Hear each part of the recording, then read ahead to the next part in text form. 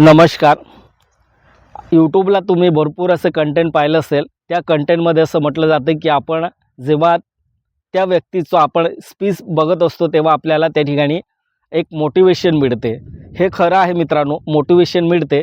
पण आपण त्या मोटिवेशनचं मागचं जे स्ट्रगल आहे ते स्ट्रगल आपण बघत नाही. फक्त आपण त्या ठिकाणी काय करत असतो, एक मोटिवेशन बघत असतो. मोटिवेशन पाहिल्यानंतर आपल्याला त्या ठिकाणी समजतं की आपण सुद्धा आपलं फ्युचर सेट केलं पाहिजे. आपण आपलं स्वतःचं बिझनेस तयार केलं पाहिजे. आता तुम्ही पाहिलं असेल भरपूर लोकांना असं सक्सेस झालेले असेल. ते लक्झरी लाईफ आपलं त्या ठिकाणी सर्वाईव्ह करत असतात. तर का करत असतात आणि कशामुळे करत असतात हे विचार करणं, हे थॉट आणणं, हे आपल्या मनात आपण स्वतः त्या ठिकाणी आपलं थॉट आणायचं आहे.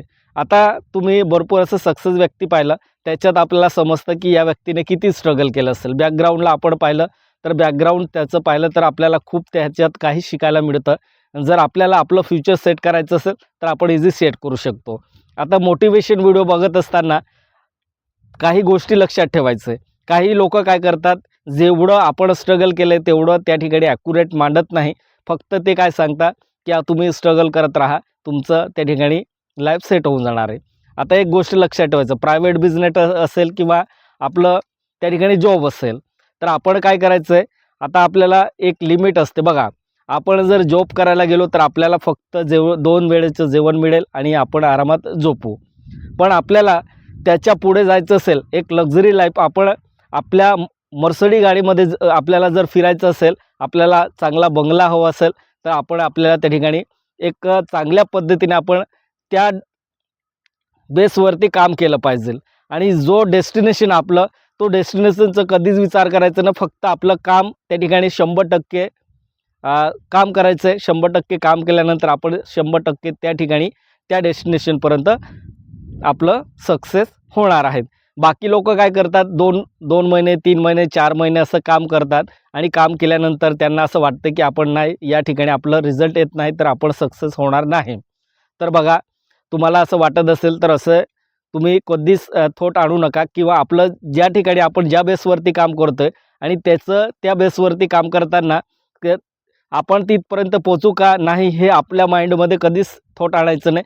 फक्त काय करायचं, आपण जे काम करतोय त्या कामला आपण डेली रुटीनमध्ये आपण 100% त्या ठिकाणी आपलं मेहनत जर दिली तर 100% आपण त्या डेस्टिनेशनपर्यंत पोहोचू शकतो. कंटेंट बघायला हे मी नाही सांगत तुम्हाला. कंटेंट बघण्यापेक्षा तुम्ही आपलं काम करा, स्वतःचं काम करा, स्वतःचं बिझनेस करा. आणि भरपूर लोकं असं असतात की आपल्याकडे पैसे नाही, आपण इन्व्हेस्टमेंट करू शकत नाही, आपण बिझनेससाठी इन्व्हेस्टमेंट करू शकत नाही असं वाटत असेल तर हा व्हिडिओ बघा. आणि मी जे तुम्हाला काही पॉईंट सांगतोय, आता जर तुम्हाला असं वाटत असेल आपल्याकडे पैसे नाही, तर तुमच्याकडे तर मोबाईल आहे ना, स्मार्टफोन सर्वांकडे आहे. आपण रिचार्ज डेली मंथली करत असतो. आता रिचार्ज आणि मोबाईल आहे.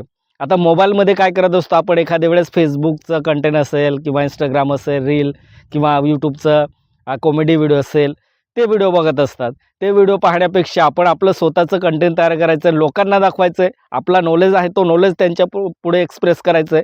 त्याच्याने काय होतं, आपला नॉलेजसुद्धा त्या ठिकाणी ग्रोथ होत असतो आणि लोकांपर्यंत आपण जी माहिती त्यांच्यापर्यंत पोहोचवतो ती माहितीसुद्धा त्यांना ॲक्युरेट मिळत असते.